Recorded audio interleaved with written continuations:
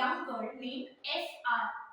उसकी लाइफ के स्ट्रगल्स के बारे में जानते जानते कॉन्स्टिट्यूशन के फंडामेंटल राइट्स के आर्टिकल्स को याद करने की कोशिश करते हैं। तो जब FR छोटी सी थी तब से ही उसको लाइफ के स्ट्रगल्स के बारे में समझ आने लगा। जब वो 14 साल की थी तो उसको समझ आया कि उसको अपने इक्वालिटी के लिए लड़ने की जरूरत है। तो आर्टिकल 14 से 18 बात करता है राइट टू इक्वालिटी के बारे में। जब इक्वालिटी के लिए लड़ा तो उसको समझ में आया कि हमें फ्रीडम भी तो नहीं है, फ्रीडम के लिए भी लड़ाई करनी पड़ती है। तो आर्टिकल 19 से 22 हमको अलग अलग तरह के फ्रीडम्स के बारे में बताता है, राइट टू फ्रीडम के बारे में बताता है। जब वो थोड़ी और बड़ी हुई तो उसने सोचा कि चलो जॉब कर लेते हैं। 23 इयर्स के एज में उसने जॉब स्टार्ट किया और वहां पे उसको समझ आया कि जॉब में एक्सप्लॉयटेशन बहुत होता है। तो 24 इयर्स की एज में उसने अपना जॉब छोड़ दिया।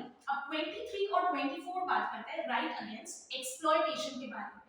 एक्सप्लॉयटेशन के बाद उसको लगा कि इस मोह माया की दुनिया में कुछ नहीं रखा है, जो रखा है रिलीजन में रखा है, पूजा पाठ में रखा है। 25 इयर्स की एज में उसने अपने राइट टू रिलीजन के बारे में जानना शुरू किया। 25 से 28 आर्टिकल हमको बात करता है right to freedom of religion के बारे में।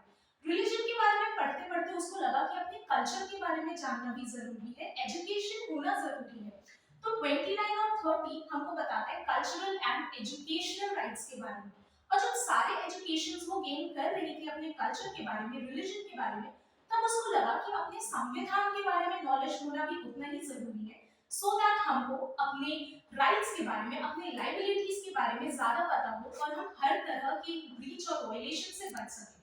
So at the age of 32, Article 32 talks about right to constitutional remedies. At the age of 32, she started studying about the Constitution.